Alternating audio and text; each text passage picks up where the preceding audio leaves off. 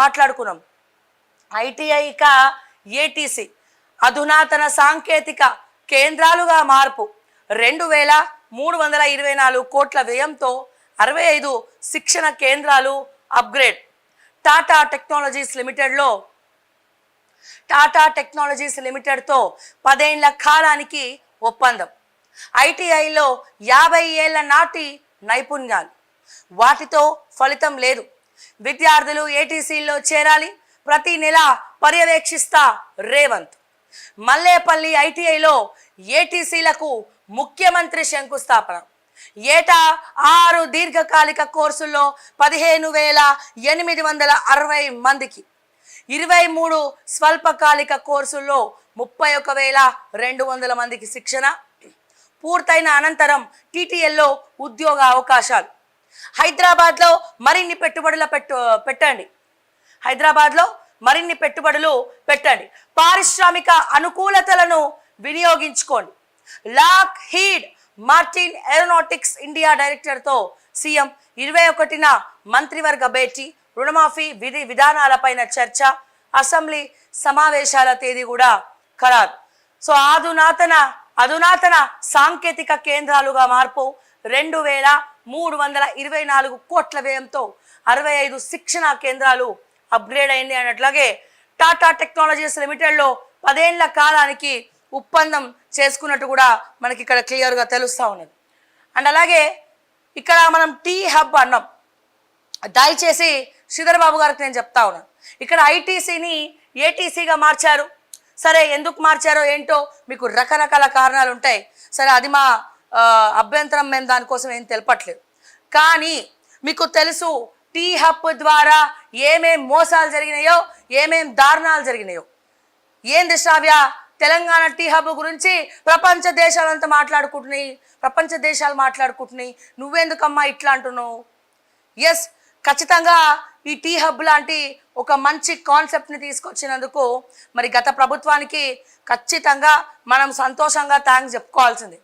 కానీ tea hub వచ్చిన తర్వాత దాన్ని అడ్డు పెట్టుకొని కూడా ఏదైతే కొత్త కంపెనీలు ఈ యువతకు ట్రైనింగ్ ఇవ్వాలన్నారో, సో దీంట్లో కూడా ఆఖరికి బడ్జెట్ కేటాయించి దీని ద్వారా కూడా ఆఖరికి స్కిల్ డెవలప్మెంట్తో సహా అనేక రకాలైనటువంటి కొన్ని వందల కోట్ల రూపాయలని నొక్కి జేబులలో వేసుకోవడం జరిగింది. అండ్ అట్లనే టీఎస్ఐఐసి అనేది కూడా మనకు ఉంది. సో ఈ టీఎస్ఐఐసి కార్పొరేషన్ మీరు అందరూ కూడా మరి ఇప్పుడున్నటువంటి కొత్త కార్పొరేషన్ చైర్మన్లు కాంగ్రెస్ పార్టీ తరఫున ఏం చేస్తున్నారో, మరి అసలు వాళ్ళు ఉన్నారా, అసలు వాళ్ళ పదవులు ఇచ్చిండ్రా, ఊడినయా అనేది అర్థం కానటువంటి పరిస్థితి. కానీ హుటాహుటిన రాజీనామాలు చేయండి రా నాయన అని ఎవరు అడగలేదు అక్కడ. సో ఎవరు అడగకపోయినా వీళ్ళు ముందే గత బీఆర్ఎస్ ప్రభుత్వంలో ఉన్నటువంటి కార్పొరేషన్ చైర్మన్లు ఎక్కడ దొరికిపోతామో నాయన, మాకెందుకు వచ్చినాయి తలకాయ నొప్పి అని చెప్పి రాజీనామాలు చేశారు. సరే, కొన్ని రోజుల తర్వాత రింగులు తిరిగి అసలు ఎవరికి ఇవ్వాలరా నాయన కార్పొరేషన్లు అని చెప్పి వాళ్ళకి కార్పొరేషన్ చైర్మన్లు ఇచ్చారు. మరి ఇచ్చిన తర్వాత ఏమైంది శ్రావ్య అంటే, మళ్ళీ వాళ్ళు ఎవరు ఎక్కడున్నారు, జల్లడబట్టి ఎత్తుకాలే. మరి ఇవాళ కార్పొరేషన్లలో ఏమేం లొసగులు జరిగినాయి, ఎన్నెన్ని ఫండ్స్ హుటాహుటిన మినిమం 40 నుండి 45 కార్పొరేషన్లు మొత్తం కూడా భ్రష్టు పట్టిపోయినాయి, కల్తీ అయిపోయినాయి. అందులో ఉన్నటువంటి ఫండ్స్ అన్నీ కూడా డైవర్ట్ అయిపోయినాయి. మరి ఆ లెక్కలేంది, పత్రాలేంది, బిల్స్ ఏంది, దేనికి ఎంత ఖర్చు పెట్టిండ్రు, మరి కొత్తగా నియామకమైనటువంటి దాన్ని బయటికి తీయాలన్నా వద్దా, దాని గురించి మాట్లాడాలన్నా వద్దా? మరి ఏం మాట్లాడిండ్రు, ఏం చేస్తున్నారు? ఎక్కడైనా వాళ్ళ ఊసు కానీ, వాళ్ళు ప్రెస్ ముందుకు రావడం కానీ, ఇది చేస్తున్నాం మా కార్పొరేషన్ ద్వారా అని కానీ, వినతి పత్రాలు ముఖ్యమంత్రికి ఇవ్వడం కానీ ఏమైనా జరిగిందా అని చెప్పి నేను ఈ సందర్భంగా అడుగుతున్నా. మరి ఇంకా అడ్మినిస్ట్రేషన్ మరి ఏమవుతుంది? దయచేసి కార్పొరేషన్ చైర్మన్లు ఎక్కడ ? మరి మీరు మీ బాధ్యతలు స్వీకరించారు. గతంలో కార్పొరేషన్లో జరిగినటువంటి అక్రమాలు మరి ఎప్పుడు బయటకు తీస్తారు మీరు?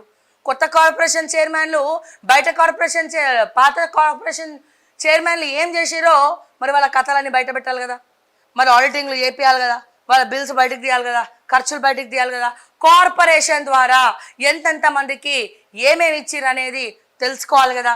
మరి శూన్యం కదా, మీరు ఏం చేసిర్రు, అందుకే వేర్ ఈజ్ కార్పొరేషన్ చైర్మన్స్ అని అంటా ఉన్నాము. మరి మీ బాధ్యతలు ఏమున్నాయి ఒకసారి గుర్తు చేస్తానన్నా మరి బయటకు వస్తారేమో, మరి ఏం జరుగుతుందో అర్థం కావట్లేదు అని చెప్పి తెలుస్తూ ఉన్నది. అండ్ అట్లానే ఇండస్ట్రీస్, సో ఇండస్ట్రీస్కి సంబంధించి శాఖ కూడా, మరి దానికి కూడా ఐటీ ఇండస్ట్రీస్ శాఖ మంత్రి మరి శ్రీధర్ బాబు గారు, అలాగే కార్పొరేషన్ ఈ ఇండస్ట్రీస్ ఎండి ఉన్నాడు. సో మరి గతంలో ఇండస్ట్రీస్ పెట్టుకోవాలన్నా, లేకపోతే ఆ ఇండస్ట్రియల్ కన్స్ట్రక్షన్స్ చేయాలన్నా, రకరకాలుగా ఏం చేయాలన్నా మరి వాళ్ళకి అనుకూలించినటువంటి వ్యక్తులకే పర్మిషన్లు ఇవ్వడం, వాళ్ళకి అనుకూలించినటువంటి వ్యక్తులకే అన్ని ఫండ్స్ రిలీజ్ చేయడం లాంటివి, సో కాల్డ్ లాంటివి చేయడం జరిగింది. మరి వాటిని కూడా ప్రక్షాళన చేయాల్సింది ఉంది. సో ఇట్లా మాట్లాడుకుంటూ పోతే చాలా అంశాలు ఉన్నాయి. మరి వీటన్నిటి గురించి ఎప్పుడు పర్యవేక్షిస్తారు, ఎప్పుడు మాట్లాడతారో సార్ దయచేసి చెప్పాలని చెప్పి నేను మరొక్కసారి రిక్వెస్ట్ చేస్తూ వేర్ ఈస్ కార్పొరేషన్ చైర్మన్స్ అని చెప్పి మరొక్కసారి అడుగుతా ఉన్నా.